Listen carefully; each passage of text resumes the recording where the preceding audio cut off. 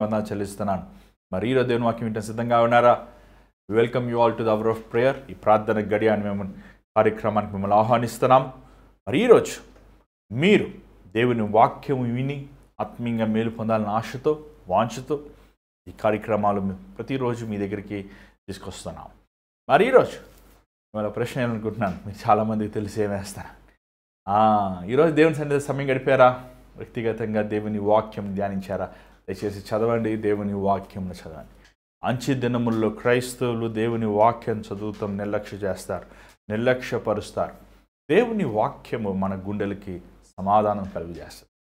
దేవుని వాక్యము మన హృదయములకి కావాల్సిన ఆరోగ్యం ఇస్తుంది, జ్ఞానం ఇస్తుంది, తెలివిస్తుంది. దేవుని వాక్యం మధురమైనది కాబట్టి వాక్యం చదవండి. 12 సంవత్సరాల దేవుని వాక్యం చదువుతున్నాను. నేను రోజు చదువుతున్నప్పటికీ నాకు అనేక సంగతులు ప్రభు బయలుపరుస్తున్నాడు. మరి ఈరోజు ఒక క్రైస్తవుడు ఎలా జీవించాలి, ఒక క్రైస్తవుడు ఎలా ఉండాలి అనే విషయాలు మనం ధ్యానిద్దాము. ఎందుకంటే క్రైస్తవులంటే చాలామంది బాప్తిసం తీసుకుంటే క్రైస్తవులు అయిపోతారు, లేకపోతే తల్లిదండ్రులు క్రైస్తవులు అంటే మేము క్రైస్తవులు అయిపోతాం అనుకుంటున్నారు. కానీ ఒక క్రైస్తవుడు అంటే ఎవరు, ఒక క్రైస్తవుడు ఎలా జీవించాలి, క్రైస్తవులకి ఇతరులకి వ్యత్యాసం ఏంటి అనే ప్రశ్నలకి ఈరోజు జవాబు మనం చూద్దాం. దయచేసి ఈ కార్యక్రమం చివరి వరకు వినండి. దేవుని దీవెనలు పొందండి. ప్రార్థన. పరిశుద్ధమైన తండ్రి దయగల ప్రభువా, ఈరోజు నీ వాక్యాన్ని మేము ధ్యానించవచ్చునుగా నన్ను శిలువ చాటు మరుగుపరచు. ప్రతి అపవాది క్రియలు లయపరచు, సాతాను క్రియలు లయపరచు. మోసపరిచే ఆత్మలు, కలవర పెడుతున్న చీకటి శక్తులు ప్రభావం యేసు నామములో గద్దిస్తున్నాను తండ్రి. నన్ను శిలువ చాటు మరుగుపరిచి నీ రక్తముతో మమ్మల్ని శుద్ధి చేసి ప్రభా, నీ వాక్యం నీ హృదయములు, మనసు, ఆలోచన మాకు దయచేయి. సమయాన్ని ఆశీర్వదించమని యేసు నామములో అడుగుచున్నాం తండ్రి, ఆమేన్. మరి ఈరోజు ఎఫెసీ గ్రంథం 4వ అధ్యాయం 17వ వచనం నుంచి మనం చదువుదామండి. దయచేసి మీ బైబిల్ తెచ్చుకోండి. బైబిల్ మేము చదువుతున్నప్పుడు మీరు కూడా చదవండి. చాలామంది ఆ స్క్రీన్లో బైబిల్ వేస్తారు, కానీ అలా వేసే ఫెసిలిటీస్ మాకు లేదు. దేవుని చిత్తమైతే మేబీ ఇంకొక మంచి బెటర్ సిస్టమ్ తీసుకోవాలని అది ఆర్డర్ ఇచ్చి ఉన్నాము. మరి దాన్ని ఒక మన దేవునికి అది ఇస్తే మరి మీకు కూడా బైబిల్స్ ట్యాగా అంటారు దాన్ని, అవన్నీ వేసి మీకు ఇంకొను అనుకూలంగా ఈ కార్యక్రమాలు చేయాలని ఆశిస్తున్నాం. మరి 4వ అధ్యాయము 17వ వచనం ఒకసారి చూడండి, ఒకసారి మీరు ధ్యానించండి. కాబట్టి అన్యజనులు నడుచుకున్నట్లు మీరిక మీదట నడుచుకొనవలదని ప్రభువునందు సాక్ష్యమిచ్చుచున్నాను. వారైతే అంధకారమైన మనసు గలవారే, తమ హృదయ కాఠిన్యం వలన తమలోనున్న అజ్ఞానము చేత దేవుని వలన కలుగు జీవంలో నుండి వేరుపరచబడిన వారే తమ మనస్సుకు కలిగిన వ్యర్థత అనుసరించి నడుచుకొనుచున్నారు. చాలు. ఇక్కడ పౌలు ఎఫెసీ సంఘానికి చెప్పిన మాటలు మనం ఏం మాటలు కొలీసిలో కూడా చూస్తుంటాం. ఎందుకంటే ఆయన ఆ రోమా చెరలో ఉన్నప్పుడు రాసిన పుస్తకముల్లో ఇంచుమించు ద సిమిలర్ మాటలు దేవుని ఆత్మదేవ ద్వారంగా పొంది ఆయన రాష్ట్రం మనం చూడగలుగుతున్నాం. ఇక్కడ అంటున్నాడు ఒక క్రైస్తవుడు ఎలాగ జీవించాలి. చాలామంది రక్షించబడాలి, బాప్తిసం పొందాలి, మీరు మందిరానికి వెళ్ళాలి, మీరు దశంభాగాలు వేయాలి, మీరు ప్రభుబల్లో తీసుకోవాలి అంటారు. బాగుంది, కానీ దాని తర్వాత చెప్పరు. ఏం చెప్పరు? ఎలా జీవించాలి, ఎలాగ ఒక క్రైస్తవుడు క్రీస్తుని వెంబడించాలి. చూడండి, ఇక్కడ పౌలు అంటున్నాడు మీరు అన్యజనుల వలె కాక. అన్యజనులు అంటే ఎవరండి? ఆ రోజు యూదులు అనుకున్నవారు ఏంటంటే ఇతర మతములు కలిగిన వారు అన్యజనులు. మేము అబ్రహాము సంతానం కాబట్టి, మేము కోరుకునబడిన వారం కాబట్టి, మేము ఏర్పరచబడిన వారం కాబట్టి, యేసు ప్రభు యూదులకు రాజు కాబట్టి మేము దేవుని కుమారుని అని వారు అనుకునేవారు. అన్యజనులు అంటే ఎవరైనా ఉండొచ్చు, యూదులు ఉండొచ్చు, క్రైస్తవులు ఉండొచ్చు, ఎవరైనా ఉండొచ్చు. మరి అన్యజనులకి విశ్వాసులకి వ్యత్యాసం ఏంటి? ఎవరి హృదయములో క్రీస్తు ఉండాడో, ఎవరి హృదయములో క్రీస్తు రక్తము ద్వారంగా కడగబడదో, ఎవరి హృదయములో క్రీస్తు ఏలడో ఆ హృదయము అన్యజనులే. ఏమండి, నీ నీ తండ్రి ఒక పాస్టర్ అవ్వచ్చు, నీ తాతగారు ఒక పోప్ అవ్వచ్చు, నీ ముత్తాతలు సంఘ పెద్దలు అవ్వచ్చు, కానీ నువ్వు నీ హృదయము యేసు ప్రభు రక్తము ద్వారంగా కడగబడకపోతే, యేసు ప్రభు కోసం జీవిస్తానని, చివరి శ్వాస వరకు ఆయన కోసమే బ్రతుకుతానని నిబంధనలు చేయకపోతే నువ్వు అన్యజనుడివే. నువ్వు మందిరానికి వెళ్ళొచ్చు, నువ్వు కానుకలు ఇవ్వచ్చు, నువ్వు పాటలు పాడచ్చు, నువ్వు చప్పట్లు కొట్టచ్చు, ఏమండి డ్యాన్స్ కూడా వేయచ్చు, కానీ నీ హృదయము యేసు ప్రభు రక్తము ద్వారా కడగబడకపోతే, పరిశుద్ధాత్ముడు నీ హృదయంలో లేకపోతే నువ్వు అన్యజనుడివి. పౌలు ఎఫెసీ సంఘానికి ఈ మాటలు ఎందుకు చెప్పాల్సి వస్తుందంటే, ఎఫెసీ సంఘం ఒకప్పుడు వెలిగించబడింది, ఒకప్పుడు ప్రార్థించేవారు, ఒకప్పుడు దేవుని వాక్యమును పఠించేవారు, ఒకప్పుడు దైవికముగా దేవుని కోసం రోషముగా జీవించినవారు, ఒకప్పుడు దేవుని కార్యాలంటే ఆసక్తి కలిగి ఉన్నవారు, ఒకప్పుడు దేవుని కోసం రోషముగా కావాలంటే వారు ప్రాణములైన బలి వేస్తానికి సిద్ధపడిపోయిన వారు.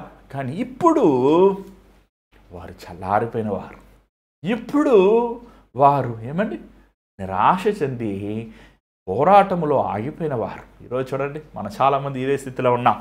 రక్షించబడినప్పుడు బాప్తిజం తీసుకున్నట్టు మొదట్లో కూర్చుంటాం, రోజు బైబిల్ చదువుకుంటాం, రోజు ప్రార్థన చేస్తాం, ఎంత ఉజ్జీవంగా ఉంటాం, క్రీస్తు కోసం చెప్తుంటాం, క్రీస్తు ప్రేమని, క్రీస్తు గొప్పతనమని. కానీ కొంచెం ఏమంటే మనం వెనక్కి వెళ్ళిపోతున్నాం. ఈరోజు ఎంతోమంది అలాగా దిగజారిపోయిన స్థితిలో ఉన్నారు, ఎంతోమంది ఈరోజు అలాగా చల్లారిపోయిన స్థితిలో ఉన్నారు. ఎఫెసీ సంఘంలో ఉన్న వారు కూడా అలాగైపోతున్నారు. చూడండి, క్రైస్తవ జీవితం మీద ఒక మూమెంట్కి ఒక పాట పాడినప్పుడు కన్నీరు గారుస్తాం, ఏమండి ఒక ప్రసంగం విన్నప్పుడు అయ్యో నేను పాపిని అంటాం, లేకపోతే ఏదైనా ఒక సాక్ష్యం విన్నప్పుడు దేవుడి గొప్ప చప్పట్లు కొడతాం. అది కాదు, నిలకడైన భక్తి, స్థిరమైన భక్తి. స్థిరమైన భక్తి అనేది బయట కనబడదండి. ఒక చెట్టు ఎంత లోతు తన వేరులు వెళ్ళినాయని మనకి ఎలా తెలుసు? అది తవ్వినప్పుడు తెలుస్తుంది. చాలాసార్లు కొన్ని చెట్లు చాలా చిన్నగా ఉంటాయి పైన, కానీ దాని వేరు చాలా బలముగా ఉంటాయి. క్రైస్తవ జీవితం కూడా అంతే. నీ పైరూపమైన భక్తితో, పైరూపమైన వేషభాషణతో, పైరూపమైన ఆచారముతో, పైరూపమైన ఉద్రేకములతో ఈరోజు నిండి ఉంది. కానీ నిజమైన క్రైస్తవుడి జీవితం అంటే ఎలా ఉంటుందంటే, క్రీస్తు అనే బండ మీద నిన్ను హత్తుకుని ఆయన మీద నీ జీవితమును కట్టుకుంటాం. అది కనబడదు, వేరు కనబడదు. వేరు చూడండి, కొన్నిసార్లు బండ మీద అలా ఆరికిపోతాయి, బండలు లోకి వెళ్ళిపోతాయి. నాకు వేరుగా మీరు ఏమీ చేయలేరన్నాడు ప్రభు. నాకు వేరుగా మీరు ఉంటే మీరు నరక వేయబడతారన్నాడు ప్రభు. నేను మీరు నాలో ఉన్నప్పుడు మీ ఆనందము పరిపూర్ణమవుతుందని యోహాను 14వ అధ్యాయం 15వ అధ్యాయంలో మనం చూస్తున్నాం. ప్రియమైన దేవుని బిడ్డలారా, పౌలు ఇదే మాట అంటున్నాడు, మీరు అన్యజనుల వలె ఆలోచించక. ఫస్ట్ ఒక వ్యక్తి దిగజారిపోయేటప్పుడు ఎలా దిగజారిపోతాడంటే అండి, తన ఆలోచనలో అపవాది కొడతాడు. అంతవరకు ప్రార్థన చేసుకుంటారు, అంతవరకు దేవుని వాక్యం చదువుతాడు, అంతవరకు యేసు ప్రభువే దేవుడు అంటాడు, అన్నీ చేస్తాడు. టక్కున ఏమైపోద్దంటే తన ఆలోచనలో సాతాను చోటిస్తాడు. ఆలోచన ఎలాగ ఉంటాయి తెలుసా అండి? ఆలోచనలు విశ్వాసులకి కృంగిపోయిన ఆలోచనలు వస్తుంటాయి. ఇంత ప్రార్థన చేస్తున్నా, ఇంత బైబిల్ చదువుకుంటున్నా, దేవుని కోసం ఇంత యథార్థం ఉన్నా, వాడు మోసాలు చేస్తున్నాడు, అన్యాయం చేస్తున్నాడు, వాడు దొంగతనం వాడు బాగున్నాడు, నేను బాగాలేదే. ఆలోచనలు. ఒక క్రైస్తవుడి జీవితంలో ఉండే ఆలోచనలు జాగ్రత్త కాపాడుకోవాలి. నీ ఆలోచనలు జాగ్రత్తగా ఉన్నప్పుడు నీ విశ్వాసము జాగ్రత్తగా ఉంటుంది. చాలాసార్లు నా ఆలోచనలే కదా, ఒక స్త్రీ వెళ్తున్నప్పుడు, ఒక పురుషుడు వెళ్తున్నప్పుడు, ఏమంటే ఒక మోహపు చూపు లేకపోతే ఆలోచనలు, మనం పాపం చేసినప్పుడు కూడా ఏమంటే దేవుని ఆత్మను మనం దుఃఖపెడుతుంటాం. చూడండి ప్రియమైన దేవుని బిడ్డలారా, ఈరోజు నువ్వు రక్షించబడ్డాక, మారు మనసు పొందాక, క్రీస్తుతో పాటు చివరి శ్వాస వరకు నేను జీవిస్తానని తీర్మానం చేసుకున్నాక, ఎందుకు నువ్వు మరలా వెనక్కి వెళ్ళిపోతున్నావు? ఎందుకు నువ్వు దేవుని దూషించే రీతిగా బ్రతుకుతున్నావు? ఎందుకంటే నీ ఆలోచనల్లో ముందు నువ్వు పడిపోయావు. నీ ఆలోచనల్లో నువ్వు పాపముకి గురయ్యావు. పౌలు అంటున్నాడు, అయ్యా మీరు అన్ని జనుల వలె ఆలోచించద్దు. మొదటగా అన్ని జనులు ఆలోచన ఎలా ఉంటాయంటే ఇంగ్లీష్ బైబిల్లో బాగుంది, ఏమండి ఫ్లూటిలిటీ అని ఉంది. ఫ్లూటిలిటీ అంటే పాయింట్లెస్, ఎయిమ్లెస్. బాణం ఇచ్చి బాణాన్ని దాన్ని ఏమంటుందండి క్షమించండి బావు అన్న యారో ఇస్తారు కదండి, దాన్ని ఇచ్చినప్పుడు మనం ఏం చేస్తామని కరెక్ట్గా ఆ బాణంని కరెక్ట్గా గురి చూసి వెయ్యాలి, అంతేకాని ఓర్నే గాల్లో కొడతారా? అలాగా నీ ఆలోచనలు టు ద పాయింట్ ఉండాలి, వేగ్గా ఉండకూడదు. చాలామంది ఏమండి ఊహించుకుంటుంటారు, బైక్ ఉంటే నాకు బాగుంటుంది కదా అండి. అది ఏమని తప్పేమీ లేదు, మంచి బైక్ బాగాలే ఉంది బైక్, ఈ బైక్ నాకుంటే బాగుంటుంది. ఇంటికి వెళ్తాం, ఇంకా అన్నం తిన్నప్పుడు ఆ బైకే గుర్తా, సరే నాకు ఈ బైక్ లేదే, పక్కింటోడికి ఉంది, నా జీవితము వేస్ట్ ఏమండి. ఇంక స్టార్ట్ అయింది ఆ రోజు నీలో సాతానుడు ప్రవేశిస్తాడు అన్నమాట. ఏమండి మనం ఆలోచనలు ఇతరులను మనం పోల్చుకుంటున్నప్పుడు ఇతరులతో ఉన్న వస్తువులు, దేవుడు నీకు బైక్ ఓపెన్ 2 కాళ్ళు ఇచ్చాడు. కాళ్ళు ముఖ్యమా బైక్ ముఖ్యమా? కుంటివారు ఎంతమంది కుంటివారు ఉన్నారు తెలుసా ఈ లోకంలో? ఎంతమంది వీల్ చైర్లో ఉన్నారు తెలుసా? నువ్వు అనుకున్న చోట నడవాలనుకున్నప్పుడు నీకు బైక్ ఎందుకు అసలు? నీకు దేవుడిచ్చింది, ఖచ్చితంగా నువ్వు దేవునిచ్చిన స్తుతించినప్పుడు దేవుడు నీకు ఇస్తాడు. అది కూడా ఎందుకు ఇవ్వడు? ఇంత ఇచ్చినవాడు ఇవ్వడా? ఇంత చేసినవాడు చేయడా? ఇంత ఆశీర్వదించిన వాడు దేవుడు ఇంకా నీకు ఇవ్వరా? కానీ మన ఆలోచనలలో గురిలేని ఆలోచన. చాలామంది ఏం చేస్తున్నావయ్యా, ఏం చేయాలో ప్రార్థన చేస్తున్నానన్నాడు. ఎన్ని సంవత్సరాలు ప్రార్థన చేస్తావయ్యా? 1 సంవత్సరం అయిపోయింది, 2 సంవత్సరాలు అయిపోయింది, 3 సంవత్సరాలు ఇంకా ప్రార్థన చేస్తున్నా.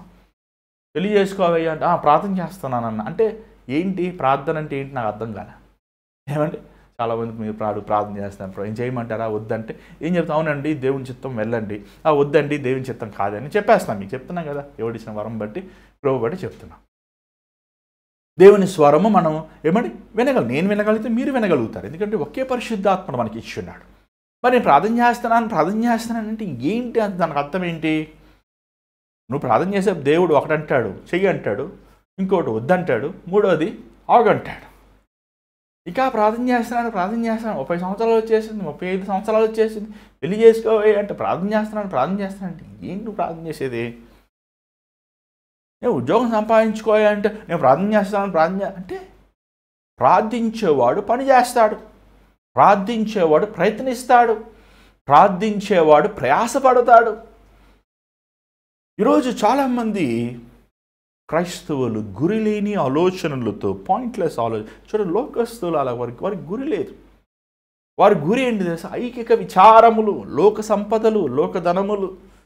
కానీ వారు వెర్రివారు, ఎందుకంటే వారు ప్రాణము ఈ లోకము విడిచిపెడితే వారికి నిత్యమైన పరలోకములని స్థానం లేదు. కానీ నీకు నాకు దేవుడు తన విస్తారమైన కృప ద్వారంగా, శాశ్వతమైన ప్రేమ ద్వారంగా మనకి నిత్యమైన రాజ్యం ఇచ్చి ఉన్నాడు.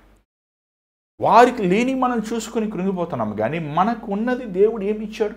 తన్ను తానే కలువరి సిలువలో రిత్తుండుగా మన పాపముల కోసం అప్పచెప్పుకున్నాడు. ఈరోజు నీకు నాకు విమోచన ఉంది. యేసు నామమును నమ్మిన ప్రతి ఒక్కడికి రక్షణ ఉంది. నీకు దేవుడు ఇచ్చిన రక్షణని నువ్వు అంత చులకనగా వస్తువులతో చులకనగా చూస్తున్నావే. ఎన్ని పౌలు చెప్తూ 18వ వచనం చూడండి అంటున్నాడు. 18వ వచనం ఒకసారి చదవండి దయచేసి.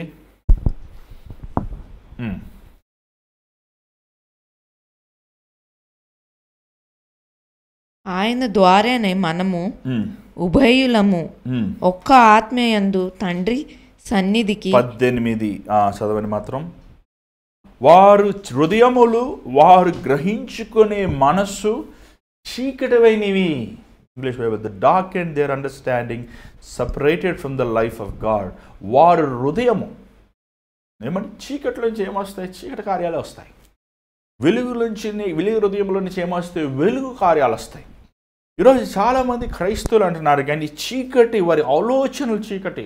వారు గ్రహించుకుని కపటము, ద్వేషము, అసూయ, ఈర్ష, కోపము, ఏమంటే కామము, లోభము, చీకటి సంబంధమైన వారు. నువ్వు వెలిగించబడ్డాక నువ్వు దేవుని ప్రేమను రుచి చూశాక, దేవునిలో ఉన్న క్షమాపణ, దేవునిలో ఉన్న కనికరము, దేవునిలో ఉన్న ఏమండి సంతోషము సమాధానము రుచి చూశాక ఇంకా ఎందుకు నీలో చీకటి చీకటి చీకటి చీకటి చీకటి సంబంధమైన వాడినాయి? ఇక్కడ చూసినట్లయితే ఏమండి వారు హృదయ కాఠిన్యం, చీకటి సంబంధం హృదయము బండగా ఉంటుందండి. మూర్ఖులు, అర్థం కాదు అది. ఎందుకురా రాయిని తీసుకుని మోస్తున్నావు అది తెలియదు. ఎందుకు వస్తుంది? ఎందుకురా నీ పిల్లోడిని తీసుకుని బలిస్తున్నావు తెలియదు. ఎందుకురా ఏది చెయ్యాలంటే చేస్తున్నావు అంతే. ఎందుకురా దొల్లుతున్నావు, ఎందుకురా ఎగురుతున్నావు, ఎందుకురా గంతులేస్తా, అర్థం లేదు పద్ధం లేదు. ఏమండి ఏదో వెళ్తారు, కొండ ఎక్కుతారు, ఎందుకు ఎక్కారో తెలియదు, ఎందుకు దిగారో తెలియదు. ఏమంటే ఈరోజు మనుషులు ఏదేదో చేస్తున్నారు, ఎందుకు?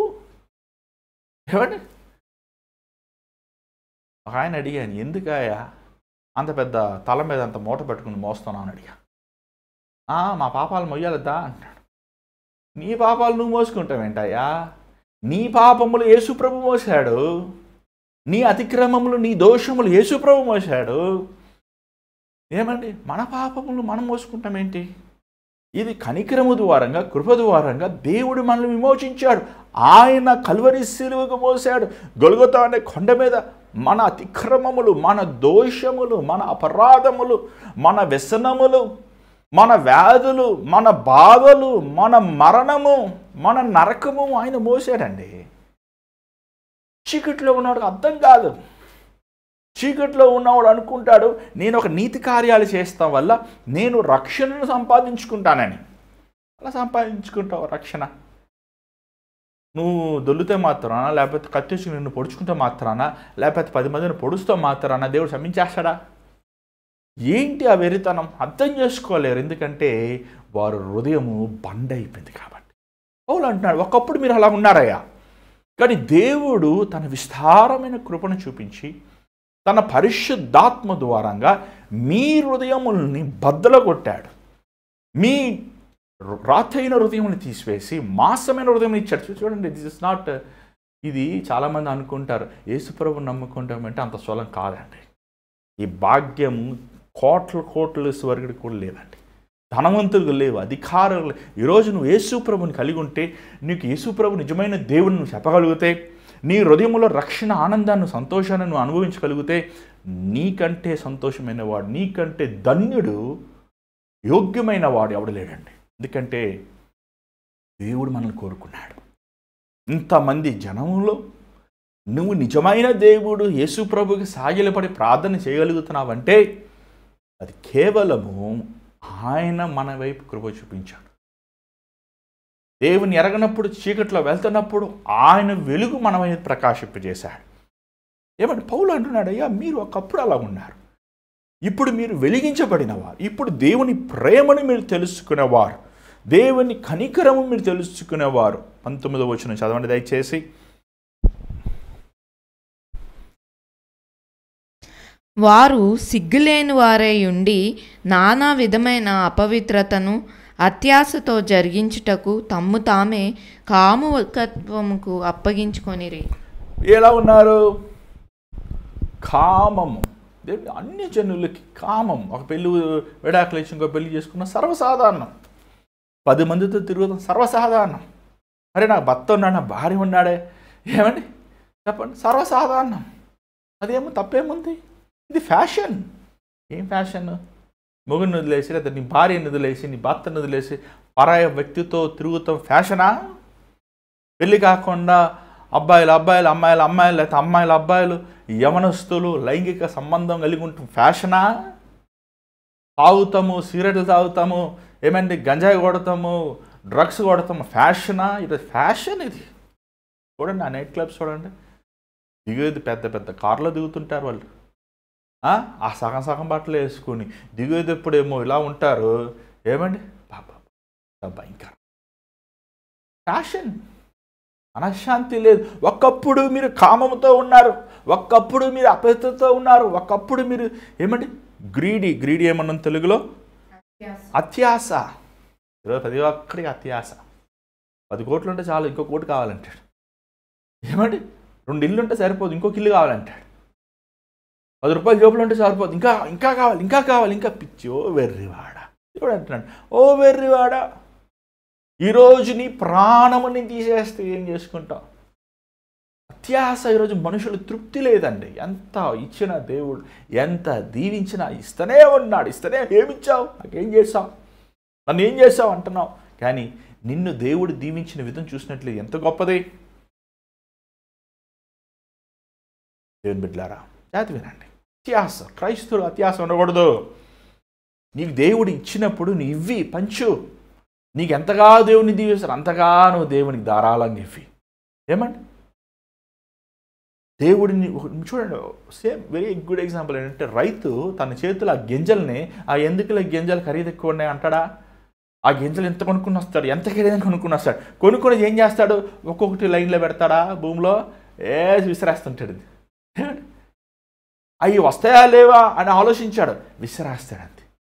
దేవుడు నీకు ఇచ్చినప్పుడు దేవుని రాజ్యం కోసం విసిరాయి, దేవుని నామం కోసం విసిరాయి, దేవుని సేవ నిమిత్తం విసిరాయి, దేవుని సువార్త పరిచర్య కోసం విసిరాయి.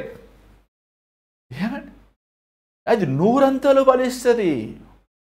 అది నీకు అభివృద్ధి పొందుతుంది. యజమానుడు తోటలోను ఏమండి దాని ఉద్దేశం నెరవేరుతుంది. ఈరోజు మనుషులు ఏమంటే స్వార్థప్రియులుగా ఉన్నారు. దయచేసి 20వ వచనం చదవండి. అయితే మీరు యేసును గూర్చి విని ఆయన యందలి సత్యము ఉన్నట్టుగానే ఆయన యందు ఉపదేశింపబడిన వారైన ఎడల మీరలాగు క్రీస్తును నేర్చుకొనువారు కారు. కావున మునుపటి ప్రవర్తన విషయంలోనైతే మోసకరమైన దురాశ వలన చెడిపోవు మీ ప్రాచీన స్వభావమును వదులుకొని మీ చిత్తవృత్తి యందు నూతన పరచబడిన వారే నీతియు యథార్థమైన భక్తియు గలవారే దేవుని పోలికగా సృష్టింపబడిన నవీన స్వభావము ధరించుకొనవలెను. చూడండి, ఈరోజు ఈ మాటలు దేవుడు తన రక్షించబడిన వారికి ఈ మాటలు చెప్పాల్సి వస్తుంది. ఇంకోటి ఎందుకంటే నువ్వు రక్షించబడ్డావా లేదనేది నీకే సందేహం వస్తుంది. పక్కోడి సంగతి పక్కన పెట్టండి. అరే నేను రక్షించబడ్డా అంటున్నాను, సినిమాలు చూస్తున్నాను, నేను రక్షించబడ్డా అంటున్నాను, బూతు మాటలు మాట్లాడుతున్నాను, నేను రక్షించబడ్డా అంటున్నాను, ఏమండి అక్రమైన సంబంధాల్లో ఉన్నాను. ఏంటయ్యా అది? ఒక ఆయన నేను తమ్ముడు వచ్చాడు, అన్న నేను బాప్తిజం తీసుకున్నానన్న. మంచిదయ్యా, బాప్తిజం తీసుకున్నాను, కానీ ఈ తాగుడి నుంచి విడుదల పొందలేకపోతున్నానన్న. అంటే ఏం రక్షణ అది? నువ్వు మారు మనసు సరైన మారు మనసా? ఏమంటే లేదన్నా మేము పెద్ద చర్చికి వెళ్తామన్నా, అయ్యగారు పెద్ద అయ్యగారు అభిషేకించి అయ్యగారు అన్న నా మీద నూనె రాసి ప్రార్థన చేసి నా రక్షణ కరెక్ట్ అన్నా, నేను బాప్తిజం పెద్ద చర్చిలో ఇచ్చారన్నా నాకు పెద్ద అయ్యగారు, ఇదిగోనన్నా. ఏ ప్రయోజనం? ఎంత పెద్ద అయ్యగారు ఇస్తే నీ బ్రతుకు మారలేదే, నీ స్వభావం మారలేదే. తాగడం మారు మనసు ముందు తాగేవారు, మారు మనసు పొందాక అంటే మారు మనసే అసలు నీ రక్షణ సరైనది కాదనమాట. అసలు నువ్వు దేవుని దృష్టిలో నువ్వు మారు మనసు పొందినోడే కాదు అసలు. ఇంకా నువ్వు పాప కార్యం ఓరిన ఆచారం కోసం, పద్ధతుల కోసం, లేకపోతే ఏదైనా పెళ్లి కోసం తీసుకుంటారుండో చాలామంది బాప్తీసాలు. ఎప్పుడు తీసుకున్న వాళ్ళందరూ వస్తుంటారు, బాప్తీసం మంచండి పెళ్లి కోసం తీసుకుంటారు బాప్తీసాలు. ఇక దేనికోసం తీసుకుంటారండి? రిజర్వేషన్స్ కోసం తీసుకుంటారు బాప్టిజాలు.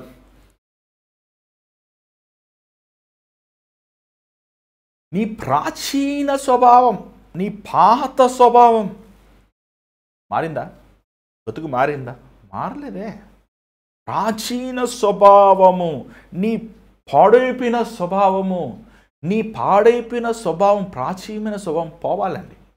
మారు మనసు అంటే ఏమంటే చాలామందికి బాప్తీసానికి మారు మనసు వ్యత్యాసం తెలియలేదు. మారు మనసు అనేది నువ్వు దేవుని దగ్గర మొదటగా నువ్వు చేసిన దుర్మార్గమైన కార్యాలను ఒప్పుకోవాలి, నువ్వు చేసిన పశ్చాత్తాపడాలి, నీ గుండెను బద్దలు కొట్టుకోవాలి. దాని తర్వాత రెండవదిగా నువ్వు దేవునికి విరోధమై చేసిన పాపాలు దేవుని దగ్గర ఒప్పుకోవాలి, మనుషులకు విరోధముగా చేసిన పాపాలు మనుషుల దగ్గరికి వెళ్ళి ఒప్పుకోవాలి. అమ్మా నేను దొంగని, అయ్యా నేను మోసగాన్ని, అయ్యా నేను భ్రష్టుని ఒప్పుకోవాలి. నీ బతకానవుడితో నువ్వు అక్రమైన సంబంధం కలిగి గర్భాన్ని ధరించి నేను మారు మనసు పొందాను ఈ చెప్తే గొడవలు అయిపోతాయి అంటే ఎంత భయంకరం అది. నీ గర్భములో ఉన్నది పాపమే కదా, ఒక దినం బయటపడదా? ఒక దినము నువ్వు నవ్వులు పాలవ్వా? ఏమండి, మారు మనసు అన్నప్పుడు నీ గుండెను నువ్వు పలగొట్టుకోవాలి. ఇంతవాడికి ఒక మంచివాడిగా సమాజంలో అయ్యగారు పెద్దోళ్ళు, నువ్వు ఎంత పెద్ద అయ్యగారు అయితే లోకానికి ఏమయ్యా? దేవుడు ముందు ఒక సెప్టిక్ ట్యాంక్, మురికి కొట్ట లాంటి వాడివి నువ్వు. మనుషులు పైరూపం చూస్తారు కానీ దేవుడిని అంతరం చూస్తాడు, నీ ఆలోచనలు చూస్తాడు. మనుషులకు ఈరోజు చాలామంది వాళ్ళు ఏమనుకుంటారో పట్టుపో ప్రార్థన చేస్తుంటే, ప్రభువా నేను పాపిని అంటే పక్కోళ్ళు వినేస్తే మళ్ళీ నన్ను ఏమన్నా అలా చూస్తారేమో, పక్కోళ్ళు ఇంటేనే అలా చూస్తా అంత ఫీల్ అవుతున్నావు.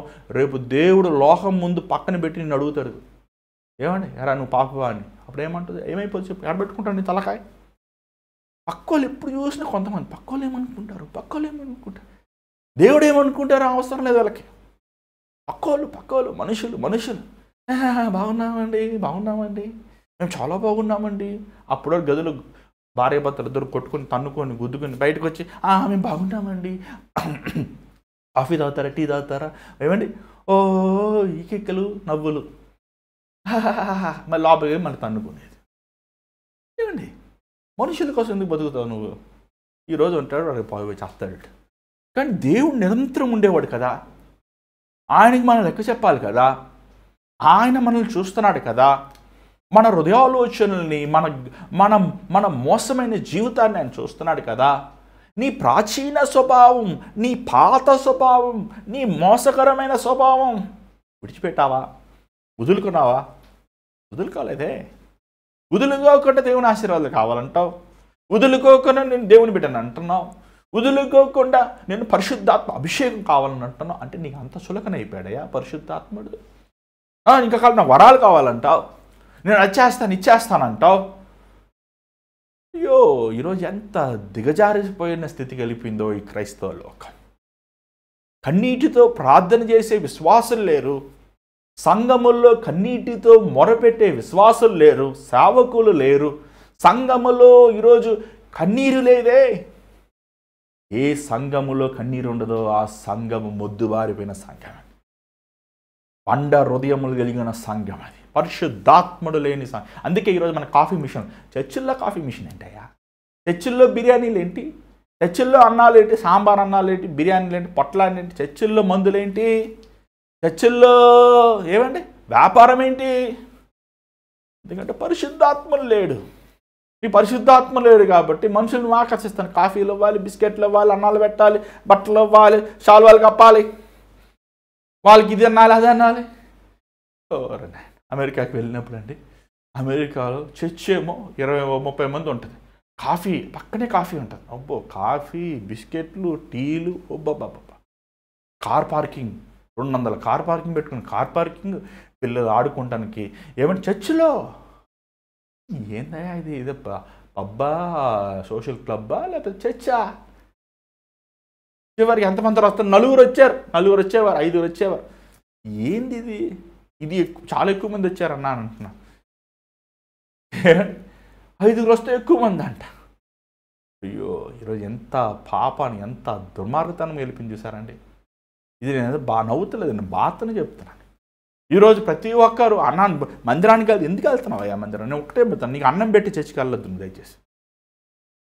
శరీరమైన అన్నం కదా, ఆత్మీయ అన్నం. ఎంత కడుపు నిండగా అన్నం తినాలి, హృదయం నిండగా దేవుని వాక్యం వింటే అంక వారం మళ్ళీ పాపం చేయకూడదు. ఆ పర్ఫెక్ట్గా ఉన్న ఆ చర్చికి వెళ్ళి, అది ఏ పాస్టర్ గారైనా, అడ్రస్ లేని పాస్టర్ గారు కూడా పర్వాలేదు వెళ్ళు. నీకు కాఫీ ఇవ్వకపోయినా, చెప్పులు పెట్టుకుంటానికి స్టాండ్ లేకపోయినా, నీ సైకిల్ పెట్టుకుంటాను నీకు స్టాండ్ లేకపోయినా, బైక్ పెట్టుకుంటాను స్థలం లేకపోయినా, కారు పెట్టుకోవడానికి అసలు స్థలం లేకపోయినా, నీకు ఏసీ లేకపోయినా, ఫ్యాన్ లేకపోయినా, ఉక్కిరి బిక్కిరి అయిపోయినా పర్వాలేదు వెళ్ళు, ఆ చర్చికి వెళ్ళు. ఎక్కడ వాక్యము ఉన్నట్టు గుండెలో నీ వాక్యము తరుక్కుపోతుందో ఆ మందిరానికి వెళ్ళి కూర్చో. ఏమండి ఈరోజు మందిరాలు ఉన్నాయి కానీ పరిశుద్ధాత్ముడు నీ ప్రాచీన స్వభావం నుంచి విడిచి. ఏమండి 22వ వచనం ఒకసారి చదవండి.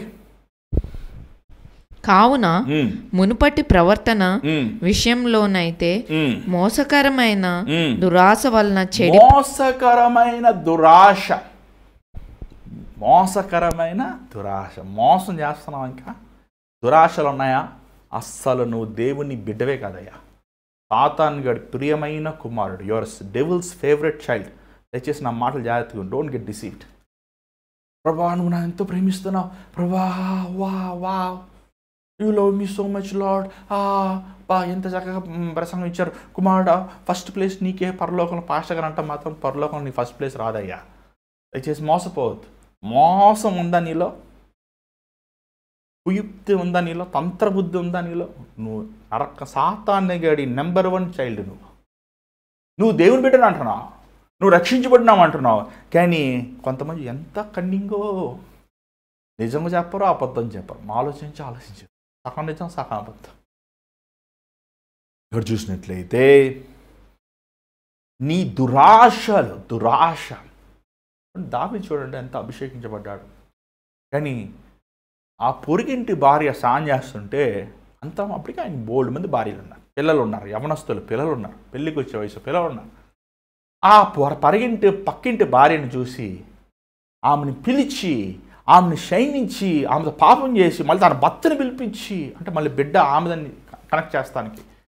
పాపం ఆయనేమో అయ్యా అందరు యుద్ధాలు ఉంటే నా భార్యతో ఎలా సుఖంగా ఉండాలని చెప్పి ఆయన గుమ్మం దగ్గర పడుకుంటే మళ్ళీ వాడి డెత్ లెటర్ వాడికే రాసిచ్చే. ఆ పాప దావీదు అంత గొప్ప భక్తుడు ఎంత హీనంగా, అసలు బైబిల్లో ఇంకో భక్తులు ఇంత హీనంగా ప్రవర్తించాడు. దురాలోచనలు ఏమండి, డిసిట్ఫుల్ డిజైర్స్ అని ఉంది. ఇంకా పాప కోరికలు, కామ కోరికలు. కొంతమంది చూడండి ఆ కామం తీర్చుకుంటానికి ఎంత భయంకరంగా ప్రవర్తిస్తారు. అరే ఈరోజు ఎంతమంది అండి, అసలు ఎంతో బాధతో చెప్తున్నానండి ఈ మాటలు. ఈరోజు ఎంతోమంది భార్యాభర్తలు వివాహం చేసుకున్నాక ఆమె గల్ఫ్లో పెడతారు, ఈయనేమో ఇక్కడ ఉంటాడు, లేకపోతే ఆయన ఇంకో చోట ఉంటాడు, ఇంకో చోట ఉంటుంది. ఏంటి ఆయన ఎందుకు పెళ్లి చేసుకుంటావు? ఒక ఆయన అడిగితే పెళ్లి చేసుకుంటే పిల్లలు చదివించాలన్నా, ఇల్లు కట్టుకోవాలన్నా, ఇల్లు ముఖ్యమా భార్య ముఖ్యమా? ఏమంటే చదువులు ముఖ్యమా భర్త ముఖ్యమా? ఏమండి అసలు మనుషులు ఇంగిత జ్ఞానం లేకుండా, అసలు కుక్కలకు ఉన్న జ్ఞానం కూడా లేదండి. బాధపడితే పర్వాలేదు, చెప్పాల్సిందే. ఈరోజు ఎంతమంది వ్యభిచారంలో ఉన్నారు తెలుసా? అసలు నేను బెహ్రెయిన్ వెళ్ళినప్పుడు చెప్పారన్న, వీరందరూ ఆంధ్ర నుంచి వచ్చారన్న, ఈ పురుషులందరూ తెలంగాణ అన్న, వీళ్ళిద్దరు కలిసి భార్య భర్తల్లా జీవిస్తారు. దుబాయ్కి వెళ్తే చెవులు మూసుకోవాల్సి వస్తుంది. పాస్టర్ గారికి దుబాయ్ భార్య ఉంటారన్న, పాస్టర్ గారికి ఇండియా భార్య ఉండి ఏంటయ్యా ఇది? దరిద్రం. ఏమండి నీ భార్యని నువ్వు ఎలా పంపిస్తావు? అసలు నీ భర్త అసలు కొంచెం కూడా ప్రేమ లేదా నీకు? ఈస్ట్ వెస్ట్ గోదావరి వెళ్తే ఏమండి ఇంటికి ఇల్లు కట్టుకుంటే ఇల్లు ఉంటుంది, ఎవరికి కావాలి ఇల్లు? ఏం చేసుకుంటావు నువ్వు? ఇల్లు ముఖ్యమా కుటుంబం ముఖ్యమా? ఆ బిడ్డలు తాగుబోతులు అయిపోతారు, తిరిగిబోతులు అయిపోతారు, భ్రష్టులు అయిపోతారు. అరే దేవుడిచ్చిన భాగస్వామితో దేవుడు ఏదైనా చిన్న వ్యాపారం పెట్టుకుని దేవుడు ఇస్తాడు, దేవుడు దీవిస్తాడు, ఆశీర్దిస్తాడు. ఇంగితం పోవాలి. ఈరోజు ఎంతమంది వారి దేహములు దేవుడిచ్చిన దేహం. ఇప్పుడు బైబిల్ మొదటి కొరింథీ బైబిల్ చదవండి. నీవు ప్రార్థన నిమిత్తము తప్ప నీ భార్యనైనాను నీ భర్తనైనా నువ్వు ఎడబాయకూడదు. బైబిల్కి విరోధము తప్పు అనడం దయచేసి పెళ్లి చేసుకోవద్దు. నీ చేసుకుంటా పెళ్ళి అంటే పెళ్ళికి అర్థమే లేదే. ఇదేమన్నా మనం ఏమన్నా కుక్క చేత అంటే పిల్లలు కనేసి అలా చూసుకుంటానికి. ఆఫ్రికా వెళ్ళినప్పుడు అలాగే ఉంది. ఆ పాస్టర్ గారు చెప్పారు, ఆఫ్రికా పాస్టర్ గారు చెప్పారు, ఏమండి ఇక్కడ పెళ్ళిళ్ళు ఉండవండి, ఇక్కడ మా చర్చిలో చెప్తున్నాం పెళ్లి చేసుకోరు. ఈ ఆడవాళ్ళు ఎంతమంది తిరుగుతారో ఎవరు ఎంతమంది వాళ్ళు చూసుకుంటారు. ఎవరు వాళ్ళకి తండ్రి ఎవరు కూడా తెలియదంట. అది ఆఫ్రికా. సరే వాళ్ళు కొండజాతి మనుషులు, వాళ్ళకి ఏమి తెలియదు. సరే మన భారతదేశంలో ఏంటిది? ఇంత శ్రేష్టమైన దేశంలో ఈరోజు ఇంకా క్రైస్తవ లోకంలో ఏంటిది? బైబిల్కి విరోధం కదా. నీ ప్రాచీన స్వభావం విడిచిపెట్టు. డబ్బు కోసం ఏమైనా చేస్తా. అలాంటి వాళ్ళు చూస్తే బహు చీప్, నాకు అసహ్యం పడుతుందండి. నీ డబ్బు కోసము నీ బిడ్డల్ని తాకట్టు పెడతావా?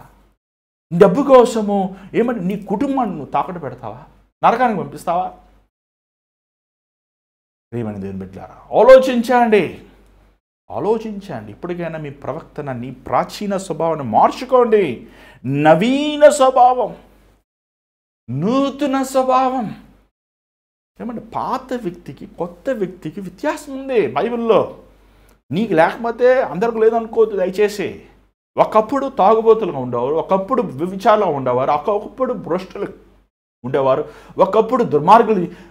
యేసు ప్రభు శక్తి ద్వారంగా వారు పరిశుద్ధులయ్యారు, అవుతున్నారు.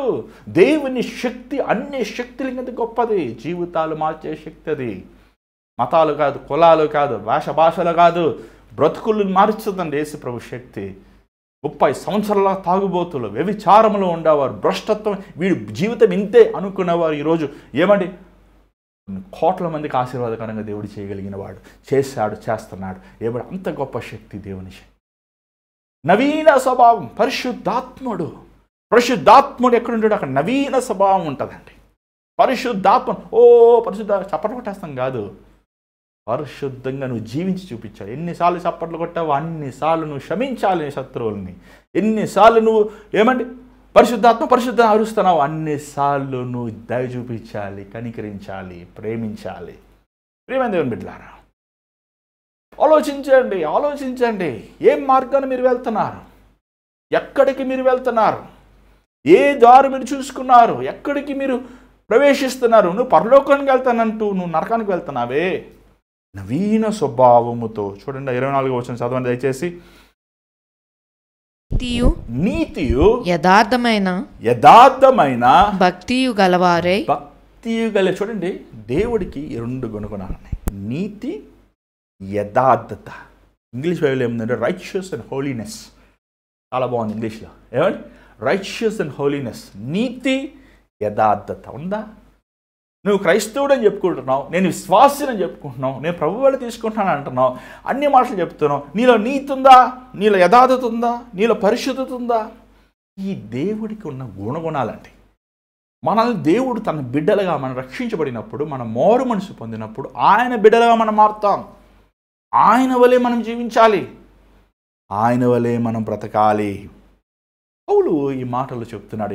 నిజంగా ఈ 20 నుంచి 24 వరకు కావాలంటే నేను 24 గంటలు కూడా వాక్యం చెప్తాను. అంత ఎసెన్స్ దీంట్లో ఉంది.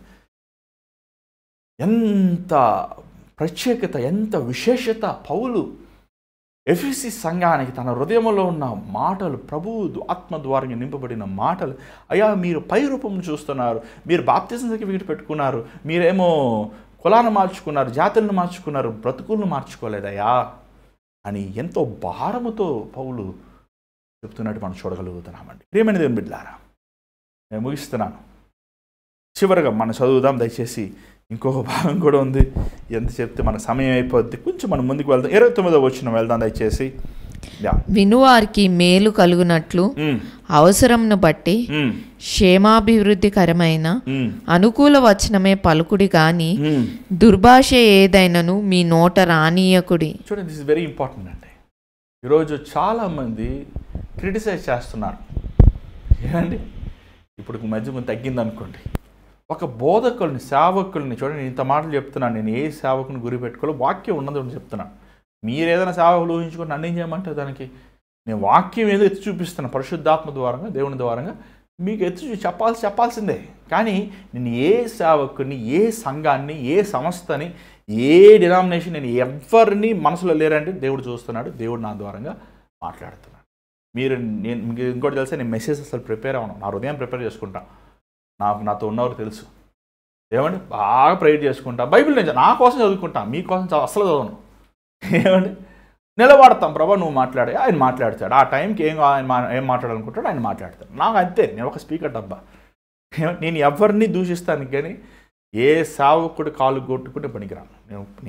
నేనే చెప్తున్నాను కదా, అయ్యా నేను నీ కాలు నేను పట్టుకుంటానయ్యా. ఎందుకని నేను ఒక పనికి మాలను, నీచుడిని. దేవుడు నన్ను రక్షించాడు, ఆయన కృప, అంతే. నా గొప్పతనం ఏం లేదు. ఇది 100% ఫ్యాక్ట్, ఇది యూనివర్సల్ ఫ్యాక్ట్. ఏమంటే కాబట్టి నేను ఎవరిని దూషిస్తలేదు. కానీ దేవుని సేవకుడిగా కొన్ని మాటలు చెప్పాల్సి ఉంటే నీకు అనుకూలమైన మాటలు నేను చెప్పలేను. ఎందుకంటే ప్రభువుకు అనుకూలమైన నేను చెప్పాలి. ప్రభు ఏం చెప్తారో చెప్పాలి. అది నా నేర్చుకున్నాను. అందుకే దేవుడు నన్ను ఈ లోకంలో పుట్టించాడు. ఇక్కడ ప్రభు అంటున్నాడు ఏమండి, మాట్లాడినప్పుడు అది ఉపయోగకరంగా ఉన్నాయి. ఇప్పుడు మనం ఒక పాపాన్ని, తప్పుని ఎత్తి చూపించినప్పుడు ఎందుకు ఎత్తి చూపిస్తున్నాం? మీరు నరకానికి వెళ్ళకూడదు, మీరు మోసపోకూడదు, మీరు నిత్యమైన దేవుని ఉగ్రతకు శాపం అవ్వకూడదు. మీరు మారు మనసు పొందాలి, మీరు ఆ పాపం నుంచి బయటపడాలి, మీరు ఆ దుర్మార్గం నుంచి బయటపడాలి, మీరు ఆ వ్యభిచారం నుంచి బయటపడాలి, ఆ బంధకముల నుంచి మీరు బయటకు రావాలి. స్వస్థత పొందాలి. ఏమండి, చేతి గడ్డ వచ్చింది, డాక్టర్ దగ్గరికి వెళ్ళావు, డాక్టర్ టెస్ట్ చేసి అయ్యా క్యాన్సర్ అంటే, ఏంటి డాక్టర్ నువ్వేమో మంచిగా మాట్లాడవా, అన్నీ డిప్రెషన్ మాటలే మాట్లాడతావంటే అర్థం పద్ధం ఉందా? ఏం లేదులే తగ్గిపోద్దులే, ఇక 2 క్రీమ్లు రాసుకో అంటే చచ్చిపోయేది నువ్వే. ఒక సేవకుడు చెప్తున్నప్పుడు నీ ఆత్మ నిత్యమైన నరకం నుంచి తప్పించబడాలని ఆశతో వాంఛతో చెప్తున్నాడే కానీ ఆ మాటల వల్ల ఏమండి ఇలా మాట్లాడుతున్నావు, నన్ను బాధ పెడుతున్నావంటే ఇంకేం చేయగలం అలాంటి వారిని? ఏమండి, నీ స్థితిగతిని దేవుడు ఉన్నది వాక్యం ఉన్నట్టు చెప్తాడండి. ఆయన స్థితి మన జీవితాన్ని బయట పెడతాడండి. ఆయన ఎక్స్రే మిషన్ కంటే బయట పెడతాడు. ఆయన ఆలోచనలు బయట పెడతాడు, హృదయ స్థితిని బయట పెడతాడు. ఆయన మన మాటలు చూడండి, ఇప్పుడు మనం ఒక వ్యక్తులతో మాట్లాడుతుంటాం చాలాసార్లు, చాలామందితో మనం మాట్లాడినప్పుడు చాలాసార్లు మనం ఎలాంటిగా మాటలు మాట్లాడుతున్నాం? ఆలోచించి మాట్లాడుతున్నామా, నిదానముగా యోచించి మాట్లాడుతున్నామా? చూడండి, ఒకసారి ఒకడు సాక్రటిస్ అనే ఫిలాసఫర్ దగ్గరికి వెళ్ళాడట. సాక్రటిస్ ఇస్ గ్రీక్ ఫిలాసఫర్, చాలా గ్రేట్ ఫిలాసఫర్. ఆయనకన్నంత ద క్లవర్నెస్ ఎవరికి లేదు. ఒకసారి ఒక యవనస్తుడంట, అయ్యగారు నమస్కారం. నమస్కారం, సరేనండి, ఓకేనండి. ఈ సాక్రటిస్ గారు గంట సేపు మాట్లాడినా, అసలు 5 నిమిషాల కంటే ఎక్కువ మాట్లాడినా. చివరికి అన్నాడంట, ఎవరివయ్యా నువ్వు, నోరు తెరిచి మాట్లాడు, అప్పుడు నువ్వు ఏంటో నాకు తెలుస్తుంది అన్నాడంట. ఏమంటే మనము నోరు అదుపులో పెట్టుకుంటే మనకున్న 99 సమస్యలు తీరిపోతాయండి. ఒక్క సమస్య పని ఏంటంటే మన పాపములు కాబట్టి యేసుప్రభు రక్తం కడుగుతుంది అనుకోండి, 99 సమస్యలు తీరిపోతాయి. మన నోరు అదుపులో, ఈ నోరే ఏమండి రష్యా ప్రెసిడెంట్ గారు ఏమండి అమెరికా ప్రెసిడెంట్ తిట్టకుండా ఉంటే, అమెరికా ప్రెసిడెంట్ యూకే ప్రెసిడెంట్ తిట్టకుండా ఉంటే, ఎదిరింటామె పక్కింటామె తిట్టకుండా ఉంటే, ఆ నోరు అదుపులో ఉంటే ఏమండి సమాధానం అందరికి వచ్చేస్తుంది. ఈ నోరే చూడండి, ఆ 4 చూడండి ఎంత ఉంటుందో, 2 ఇంచులు 3 ఇంచులు, కొంతమంది 4 ఇంచులు ఉంటుంది. ఏమండి ఎగిరి పడుతుంది. ఈ మాటలే భార్య భర్తల మధ్య చూడండి, అసలు కొడతావా కొట్టాడు, ఫట్ కొడతాడు, కొట్టాడని ఊరంతా చెప్తారు. నువ్వే కదా కొట్టవాడు. జ్ఞానవంతురాలు అరుస్తున్నప్పుడు నోరు మూసుకుని ఉంటుంది, ఓహో ఆయన టెన్షన్లో ఉన్నాడు. జ్ఞానం లేని స్త్రీ ఏం చేస్తుంది, అగ్ని మండే అగ్నిలో పెట్రోల్ పోస్తుంది.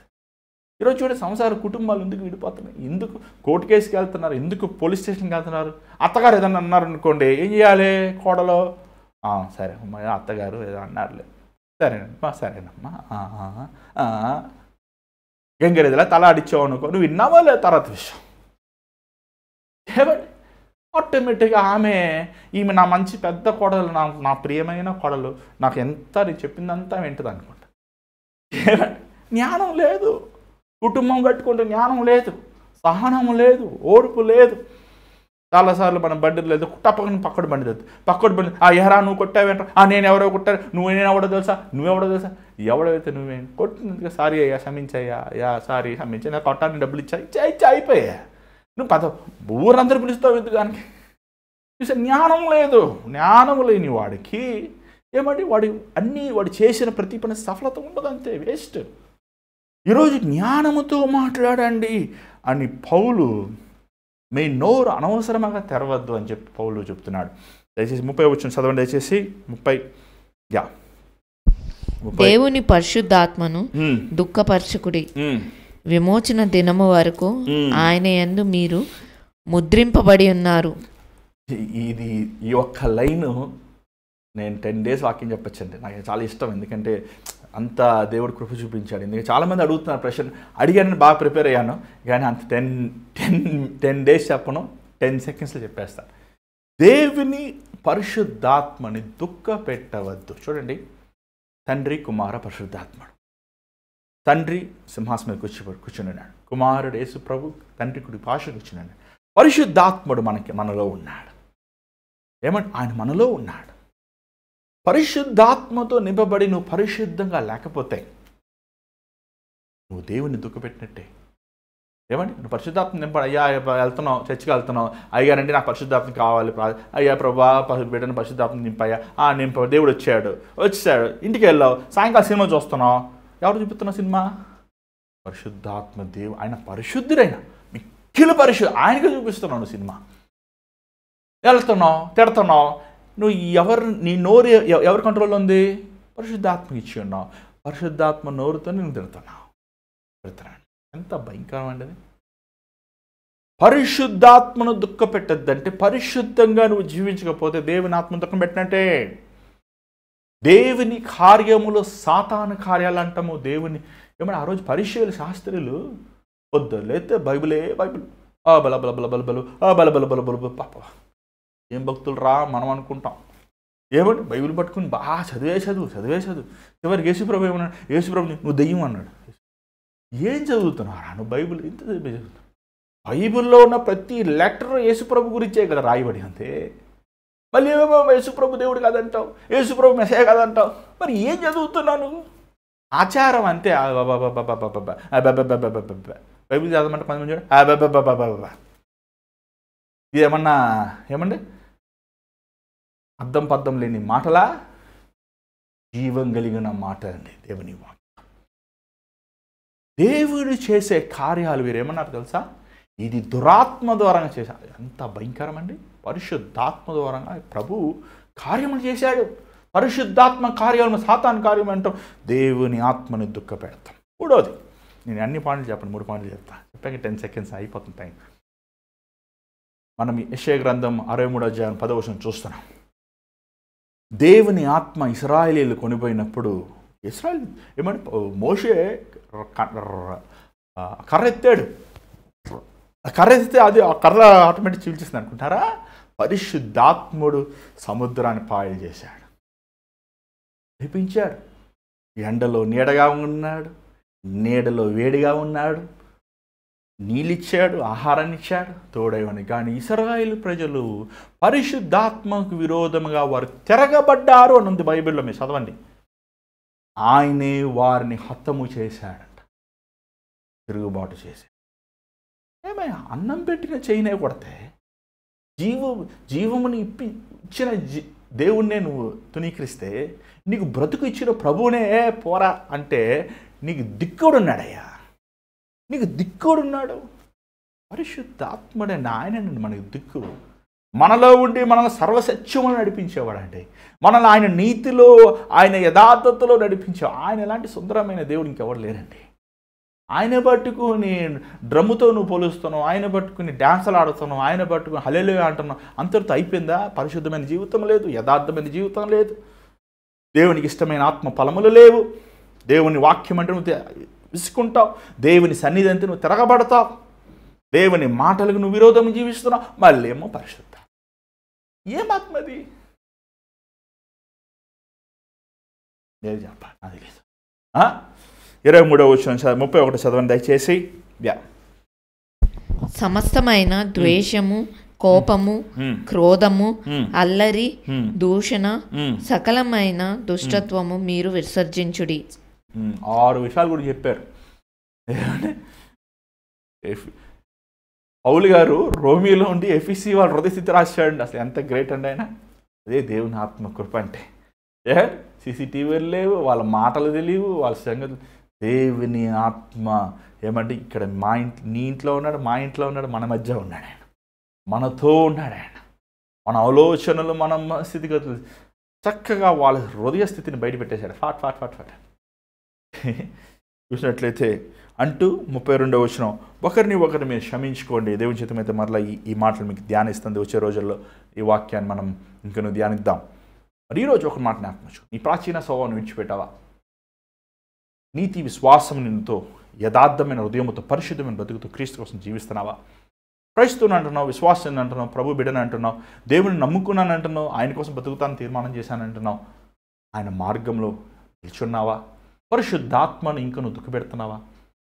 ప్రియమైన దేవుని బిడ్డలు, ఇప్పటికైనా నువ్వు క్షమాపణాడు. ఇప్పుడైనా దేవుని పాదములు పట్టుకో. ఈ రోజే దేవుడినితో మాట్లాడుతున్నాడు. ఇదే అనుకూలమైన సమయం, ఇదే రక్షణ. ఇప్పుడైనా దేవుని పాదాలు పట్టుకొని, ఆయన గాయపడిన పాదములు పట్టుకొని, ప్రభా నన్ను క్షమించిన, నా జీవితం కడుగు, నా జీవితం శుద్ధించి, నా శక్తి లేదు, నన్ను క్షమించి ప్రభా అని దేవుని పాదములు పట్టుకుని దయచేసి స్థలం ప్రార్థిద్దాం. పరిశుద్ధమైన తండ్రి దయగల ప్రభు, ఏ పాటి వారు మా అయోగ్యులమే, దుర్మార్గులమే, నీచులమే, మట్టితో చేయబడిన వారు మేము, మట్టి దుమ్ముని జ్ఞాపకం చేసుకోండి ఆయన. అనేక సార్లు నువ్వు మమ్మల్ని శుద్ధి చేసినప్పటికీ, అనేక సార్లు నువ్వు మమ్మల్ని క్షమించినప్పటికీ, అనేక సార్లు నువ్వు మమ్మల్ని కడిగినప్పటికీ మరలా మా హృదయంలో కల్మషంతో నిండి ఉన్నామయ్య. బలహీనులమి నాయన, దుర్మార్గులమి నాయన, కనికరించు ప్రభా. మాకు దిక్కెవరున్నారు నాయన. నీ గాయపడిన హస్తముల నుంచి కాస్తున్న నీ రక్తం మా మీద కడుగును. స్థిరమైన నిలకడైన మనసు మాకు దయచే, నవీన స్వభావం మాకు దయచే ప్రభా. మా ప్రాచీన స్వభావం నుంచి వదిలిపెట్టి నీ మనస్సు, నీ హృదయము, నీ ఆలోచనలు మాకు దయచే ప్రభా. మానవులైన మేము ఎలా బ్రతకగలమయ్యా యథార్థమని. మానవమైన మేము, పడిపోయిన మేము నాయన ఎలాగ నీ కోసం పరిశుద్ధంగా రోషంగా బ్రతకగలమయ్యా. కేవలం నువ్వు కృప చూపిస్తేనే మాత్రం కదయ్యా. ఆమె దయ చూపించిన ఆయన. మేము బ్రతకాలని ఆశ ఉంది, వాంఛ ఉంది, కానీ పడిపోతున్నామయ్యా. ప్రతి సమయము ప్రతిరోజునైనా నీ కోసం ప్రయత్నిస్తున్నాం, కానీ విఫలం చెందుతున్నామయ్యా. అయ్యా మమ్మల్ని బలపరిచే దేవుడు నువ్వు. మాకు శక్తిని దయచేయనా. నీకోసం రోషముగా, నీకోసం పౌరుషముగా, నీకోసం పరిశుద్ధంగా, నీకోసం యథార్థముగా నీ వలే జీవించే బ్రతుకులు మాకు దయచే తండ్రి. మాకు సంపదలు కాదు, ఆస్తులు కాదు, పేరు ప్రఖ్యాతులు కాదు. మాకు కావలసింది నువ్వు నాయన, నీ ఆత్మ నాయన. నిన్ను దుఃఖపెట్టే కార్యములు మేము ఆలోచించిన వద్దయ్యా, మేము మాట్లాడిన వద్దయ్యా, మేము చేయని వద్దయ్యా. నీకోసం యథార్థమైన బ్రతుకు మేము బ్రతుకుతానికి సహాయం చేయి. ఈరోజు ఈ కార్యక్రమం వీక్షిస్తున్న బిడ్డల్ని చూడు నాయన, దర్శించు ప్రభు. స్థిరమైన భక్తి, స్థిరమైన విశ్వాసము, స్థిరమైన నిలకడైన అయా పరిస్థితి మీకోసం మేము కలిగి ఉండటానికి సహాయం చేయి. మనం క్షమించు నాయన. ఈ సాయంకాల సమయం నీకోసం మేము బ్రతుకుతానికి కావాల్సిన కృపను మాకు దయచేయమని, నిశ్చిత మీద మళ్ళీ రేపు కలుసుకున్నాక సహాయం చేయమని యేసునామమున తండ్రి, ఆమేన్. మరి దేవుడు మీతో మాట్లాడంటే మా తెలియపరచండి, మేము మీకోసం ప్రార్థిస్తున్నాం. మరి ఈ ప్రోగ్రామ్ లైక్ చేయండి, సబ్స్క్రైబ్ చేయండి, మీ ఫ్రెండ్స్, మీ ఫ్యామిలీస్ తెలియపరచండి.